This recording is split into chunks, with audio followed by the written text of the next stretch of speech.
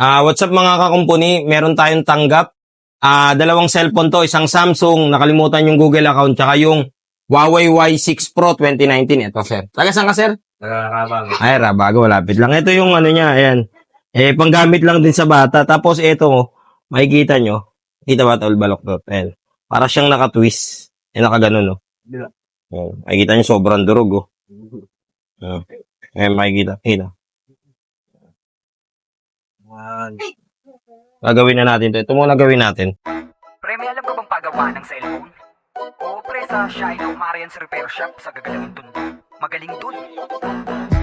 Yung nagawa na. Bilis, no? Ito, gagawin na natin ngayon. Kita nyo, oh. Sira din pala yung charging pin nito. Grabe yung balok to, to. Twist na twist, eh. Wink. Mabulak. Pipina yung mga pyeso. Mamaya gawin natin. Hindi rin tumagal pag ginamit mo. Mga gusto pa bang ipagawa? Cellphone mo na luma o kaya sira? Halika na't dalhin mo na Ayan. Yung pin muna, sir, kasi talagang sira yung pin.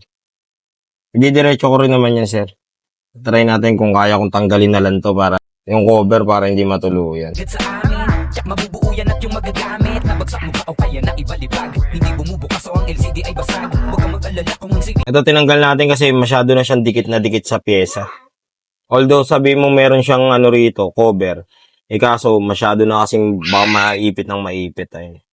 So tatanggalin ko rin to. mo ay wasak. Basta chill ka lang at kami nang bahala sa lahat. Wala namang tunog o ang speaker ay mahina. May paraan pa yan basta sa amin Ito talaga magloloko talaga kasi talagang pit-pit yung board. Itong isa lang nagawa natin. Yan, nagloloko rin yung LCD pero pagka nilock screen, okay na. Ito nagawa natin tong isa. Ito na, sir. Ilagay ko to sa ano, sir, mabububog. Yung isa. Yung isa negative talaga. Nag-okay, tas mawawala yung display. Pagka ginawa natin, hindi na worth it kasi. So po. Yung isa okay na to. Yung isa okay na po.